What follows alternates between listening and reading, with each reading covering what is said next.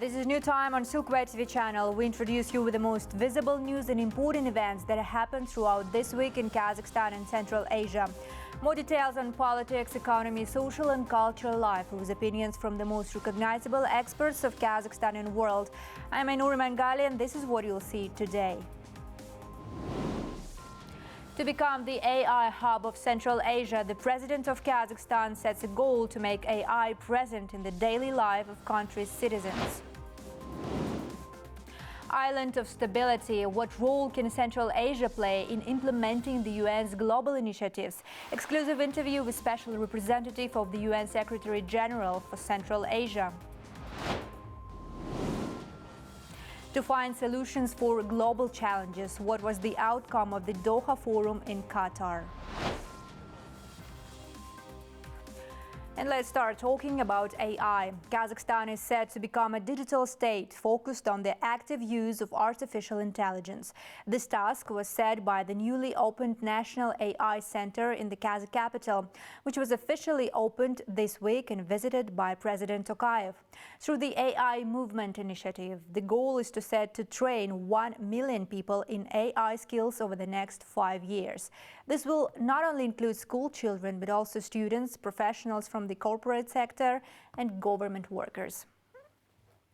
Notably, the need for such a center was highlighted by the head of state in his September address to the nation. More details on this initiative in our upcoming report. The National AI Center will serve as a gateway to the world of artificial intelligence. Inside 2 new educational initiatives, Tomorrow School and Tumo Education will offer free access to the latest technologies shaping our future. These schools will focus on teaching programming and robotics, with the goal of training 1,000 highly skilled professionals each year. The pilot programs have already been launched, and experts are hopeful for stronger results in the near future. This program has already shown significant results worldwide, with 90% of graduates securing employment. We plan to open 14 more schools, 7 in Kazakhstan and 7 in Central Asia. It's important to note that all these programs are free and accessible to everyone, enabling children from any region to acquire the necessary skills. President Tokayev was presented with a range of AI developments, including industrial solutions, such as digital twins for mining operations, drone management, and a robotic dog for manufacturing. Additionally, he was also shown how AI is being utilized in government services and briefed on projects from the Institute of Artificial Intelligence at Nazarbayev University. This included the first Kazakh language AI model, KazLLM, and the multifunctional Soili app. After all, Kazakh president proposed making the National AI Center an international hub, transforming it into the key institute for the development of artificial intelligence in the region.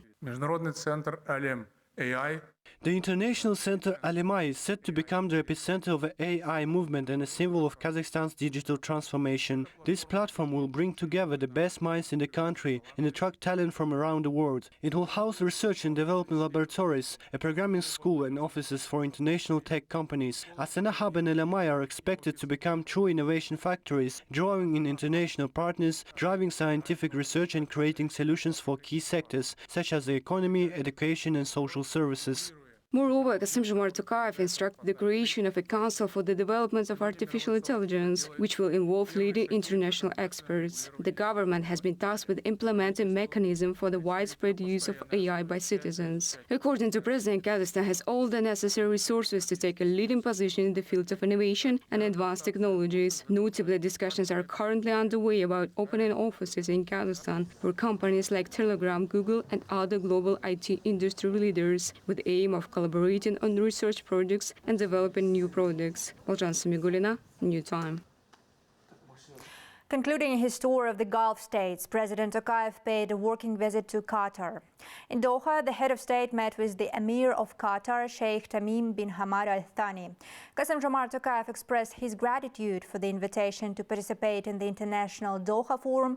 Speaking of bilateral relations, the 2 leaders emphasized the importance of the timely and effective implementation of agreements on investment projects across various sectors. For his part, the Emir highlighted that cooperation between Astana and Doha has evolved into a long-term strategic partnership. The head of state also met with the owners of Power International Holding, Mumtaz Al Hayat and Rames Al Hayat. The investors are involved in constructing gas processing plants and pipelines. Currently, the Qatari conglomerate is negotiating the construction of a combined cycle gas power plant in the Kazakh region and the installation of inter-regional power grids. They noted significant progress in projects with Kazakh Gas and Samruk Energy, with construction stated to commence in 2025. We have some projects with Kazakh Gas. We have other projects with Samruk Energy, all going very well. We have signed most of the agreements that we have between us, and it's going according to the timeline. And we think, inshallah, in 2025, all the construction will start for most of the projects. Kazakh Gas is working with PIH on gas pipeline from Aktobe to Kustanay, from Binyo Bozoy Shymkent, second line, and gas processing plant with a capacity of 1 BCM per annum, and the second gas processing plant with the capacity of 2.5 billion cubic meters per annum. Moreover, with PIH, where also Samruk Energy, another our subsidiary, is working on construction of gas power plant located in the Kazakh region with a capacity of 1.1 gigawatt. Kassym-Jomart Tokayev also met with Mohamed Nasser Al-Hajri, chairman of the board of Nebras Power. The president welcomed the recent agreement signed between the Qatari Holding and Samruk Energy for the construction of the Semipalatinsk hydropower plants with a capacity of 300 megawatts. In turn, the Qatari investor briefed the president on the stages of the project's implementation and highlighted Kazakhstan's significant potential in green energy. Qatari PIH also has an interest in investing in projects related to AI and big data in Kazakhstan, said Minister of Digital Development of Kazakhstan, Ruslan Madiev, in an exclusive interview to Silkway. At the first stage, the company will do research in preparation of opening an AI lab, which will mark an important milestone for the country's ambition to become a technological hub in Central Asia. They will be opening their AI laboratory in Kazakhstan, in the National AI Center that we about to open next year. They will be working on some use cases. They'll be doing a research. They'll be using data sets that will provide to train the models, and then once the models are approved and tested, we can use them in various economy sectors and industries. For example, also in medtech. President Tokayev has renewed his call for reforming the United Nations, emphasizing this during the Doha Forum 2024 held in Qatar's capital. He underscored that the UN remains the most crucial organization with no viable alternatives, making it essential for middle powers to play a significant role in its reform. This call resonates with the Doha Forum's central theme, the innovation imperative, which highlights the need for fresh approaches to tackle long-standing global challenges. There are not that many platforms for dialogue among political leaders, which is why last week the eyes of the world's media were fixed on Qatar's capital. The 22nd Doha Forum brought together a wide array of discussions, addressing pressing issues such as geopolitical challenges, economic development, peace-building, humanitarian crisis in conflict zones, and digital governance. This year's theme, the innovation imperative, set the tone for the event. In his opening address, the Prime Minister of Qatar noted that the forum represents the recognition of humanity's urgent challenges and the critical need for a vision that not only addresses current realities, but also anticipates future demands. Esteemed audience, today we gather at a fateful crossroads for the entire world. Either we succumb to the cycle of violence that is ravaging many regions across the globe, including our own, or we innovate new methods and solutions that not only put an end to the current violence, but also lay a solid foundation for sustainable peace and equitable prosperity, ensuring stability for the future generations. The president of Kazakhstan attended the forum's opening ceremony as an honored guest. During a special panel session, he introduced initiatives that broadened the forum's scope, drawing attention to the core challenges facing the modern world. He emphasized that the United Nations requires reforms to effectively address global threats, while reaffirming that there remains no alternative to the UN in today's world. Unfortunately, major powers have failed to make the global world more secure, and current realities raise serious concerns for many nations, including Kazakhstan. Therefore, the United Nations requires reform. Bridges must be built between major powers, the absence of which has regrettably led to a stalemate in the Security Council. So-called middle powers, including Kazakhstan, can play a crucial role in promoting peace and security at both regional and global levels.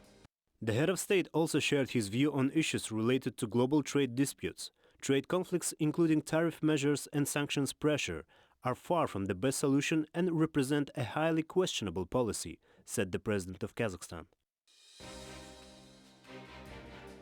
Kazakhstan, as a member of a World Trade Organization, strictly adheres to all norms and rules of this important trade and economic organization. We do not support barriers or conflicts. Kazakhstan avoids such confrontations as we maintain constructive and mutually beneficial relations with our neighbors and our states. Thus, I believe such issues are unlikely to affect our region. At the same time, we urge major powers to refrain from using such instruments of pressure. As the forum unfolded, events in Syria were rapidly escalating, prompting participants to address the situation in the country. Turkish Minister of Foreign Affairs spoke about the importance of forming coalition government and maintaining the Astana negotiation format.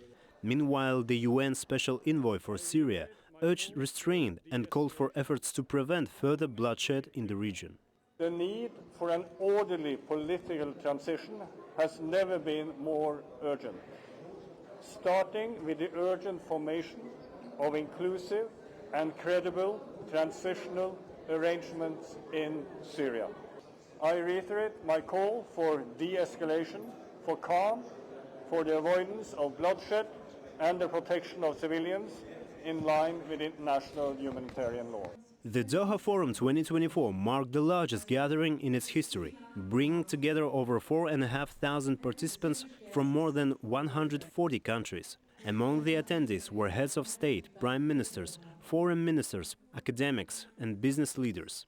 As the forum concluded, participants reaffirmed their commitment to ongoing dialogue and collaboration in addressing global challenges. Daurin Sagulov, New Time. During Doha Forum in Qatar, there was a special award which was given to the outstanding journalists who covered conflict zones. 2 out of 6 reporters are employees of Al Jazeera. Living in unprecedented times demands from journalistic courage and devotion. That was a message shared by Al Jazeera Media Network Director General Dr. Mustafa Suwak. We had a chance to sit with him on an interview in the headquarters of the leading media organization of the Middle East in Doha. We also found out that Al Jazeera will cooperate with TV and radio complex of the presidents of Kazakhstan, focusing primarily on knowledge sharing and media training. Let's watch the fragment of the interview right now. And let me ask you maybe my last question about your thoughts on general about the future, not only future, but the current and future of journalism. For example, let me give you one example here. We visited the Doha Forum that is taking place here in Qatar, and during the opening ceremony it was the reward of 9 outstanding journalists who is carrying their duties in unprecedented environment, in putting themselves on a very big risk, right, covering the conflict zones. And 2 of them were from Al Jazeera network. Yes. We interviewed Wael Al-Daghdough. He's a great man. Yes. He's a hero of his time. And when he shared his story, we were overwhelmed by his, courage and devotion to the profession. And we asked him about what his thoughts on why is it important to carry these duties, to keep going with doing a good journalism. And I want to ask you the same. What is for you the role of journalism now in these very challenging and dangerous times we're living in today? Well, first of all, I mean, our journalists, and of course Wael is one of the shining stars of Al Jazeera now. Our journalists are all great journalists. We chose the best.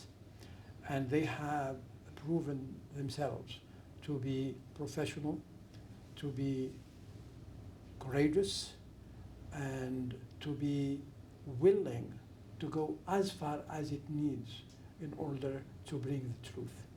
Because bringing the truth is the core of our profession. The problem with journalism is not that journalism is going to be here or not to be here in 5 years or 10 years or 20 years. It's going to be here for many, many years to come in different forms, television or social media or print media, online, whatever. It's going to be here. Question is the quality of journalism. Mm-hmm. There are so many media institutions, unfortunately, that are destroying journalism. And that's why, for example, now when you go to the West, America, France, Britain, Germany, etc., they tell you how people have lost faith in journalism because of all the lies, or all the fake news, or all the propaganda, etc. We need to make sure that journalism stay on the right path, that is being professional, being you don't use your own whims and whatever desires to color the truth. You give the truth as is to the people. Mm-hmm. And if you want opinions, you can bring analysts, experts. Not you as a journalist, you don't bring the opinions. You just bring the full picture to the people. The people are intelligent enough to understand and to appreciate your work. That's the reason why Al Jazeera has such a credibility among people all over the world. The full interview with Dr. Suwak is already out on our YouTube channel. You can access it scanning the QR code on your screens. And now let's move on.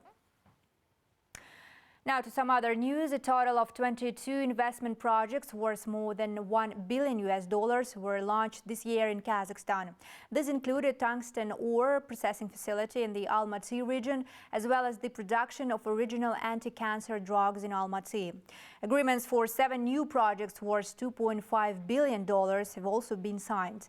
Among them are the construction of a 1 gigawatt wind power station in the Jambil region, a greenhouse complex in Shymkent, and dairy production facilities in the Almaty region. Iran Yelikeyev, the chairman of the Kazakh Invest national company, reported on the ongoing work and plans for further attracting investments to the country's economy.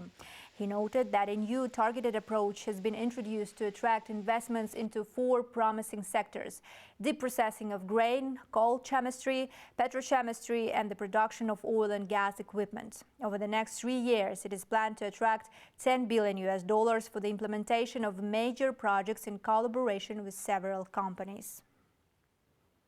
Amid ongoing geopolitical challenges, Central Asia stands as an island of stability, offering a model for other regions to follow, said Kaha Imnadze, the special representative of the UN Secretary General for Central Asia, in an exclusive interview with New Time reporter Balzhan Samigulina. The diplomat stated that reforms within the United Nations Security Council are a crucial global issue, emphasizing that Kazakhstan must play a strong role in advocating for greater representation of developing countries. Additionally, Mr. Imnadze also shared insights about Kazakhstan's proposal to establish a regional center for Afghanistan and explored the future of his initiative within the UN framework. More details in the interview of the week section.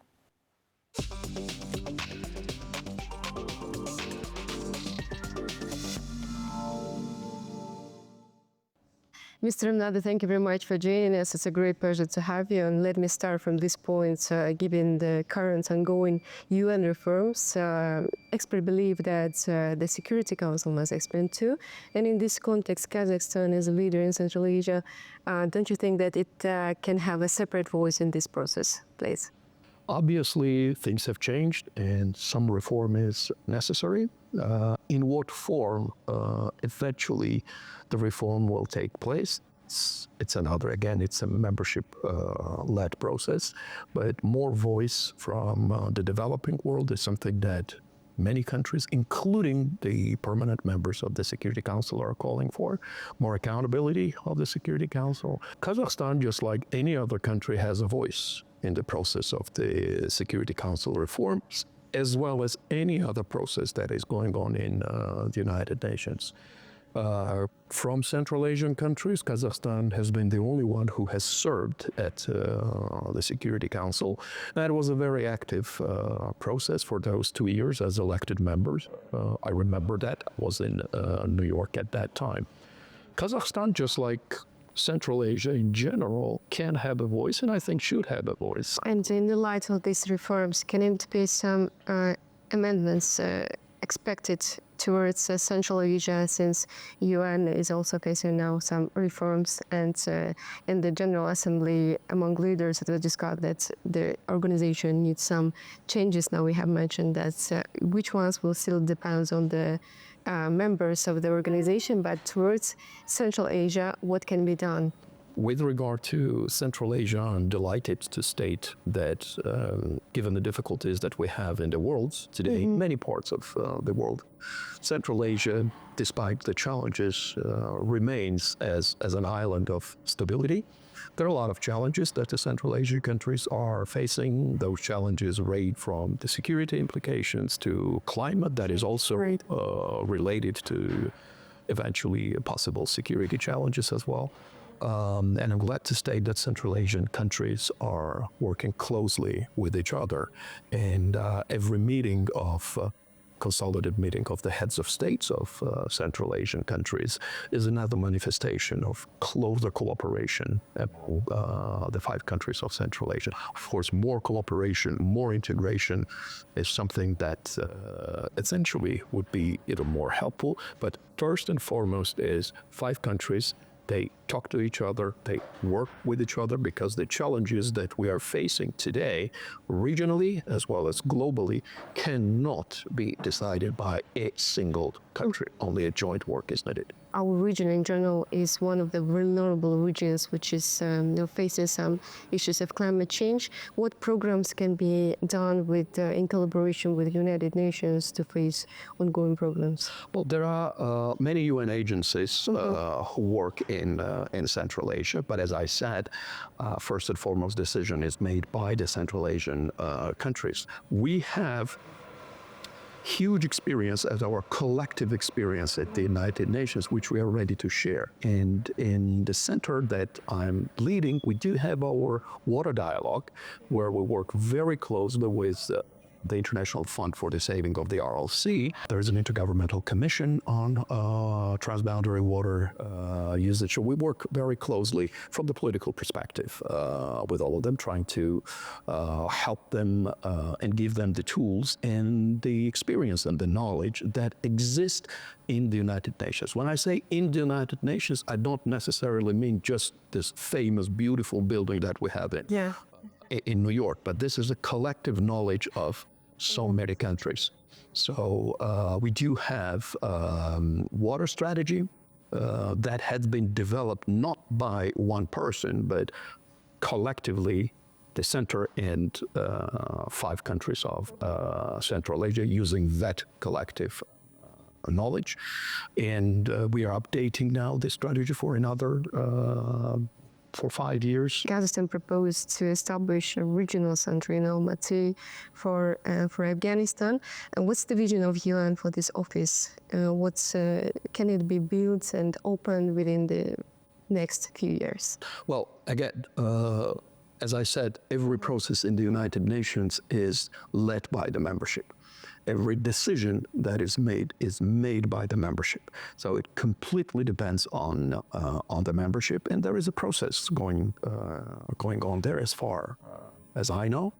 So we'll have to see how it transpires. The role of Kazakhstan with regard to Afghanistan, the role of Uzbekistan with regard to Afghanistan, Turkmenistan with regard to Afghanistan, Tajikistan that has a very difficult border with Uzbekistan, and Kyrgyzstan, who, well, technically does not border, but it's not very far away.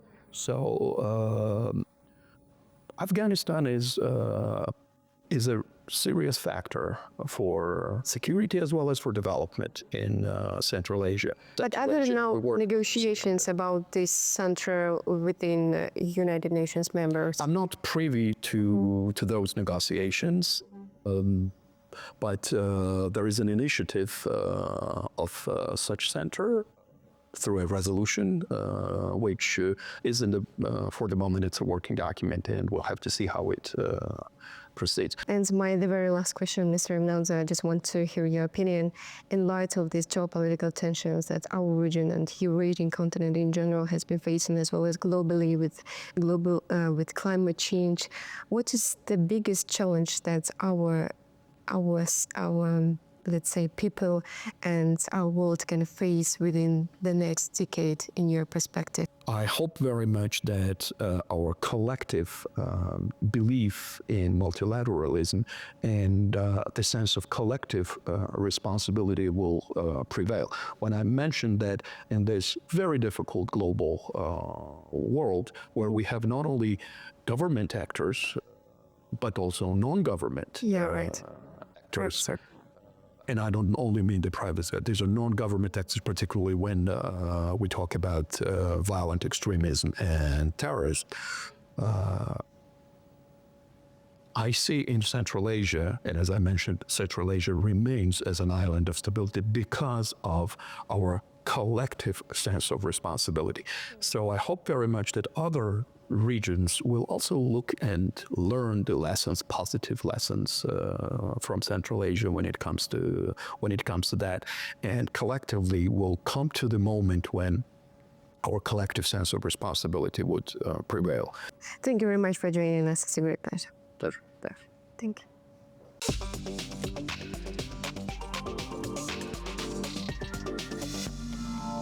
Kazakhstan, meanwhile, has entered the top 10 countries globally in the Online Service Index, according to the data from the United Nations, as reported by energyprom.kz. The index evaluates the availability and quality of online public services, reflecting not only their range, but also the extent of interaction between government agencies and citizens in an electronic format, including application submissions and receipt of results. For comparison, the next closest ranking among CIS and Central Asian countries is Armenia, which placed 53rd, followed by Russia, Uzbekistan, the Kyrgyz Republic, and Turkmenistan. South Korea tops the list with the highest scores. Notably, Kazakhstan has also ranked 24th in the UN Global E-Government Development Index. Kazakh citizens use e-government services 40 million times annually. Water and energy security is becoming a key topic on the regional agenda. Central Asian countries need to collaborate on developing new and more effective measures to address challenges related to water and energy resource shortages, said Christopher Gary, rector of the University of Central Asia. He emphasized that drought is the primary cause of losses in the sector, posing a threat to industries such as irrigated farming and livestock breeding. Hence, the current situation requires immediate action.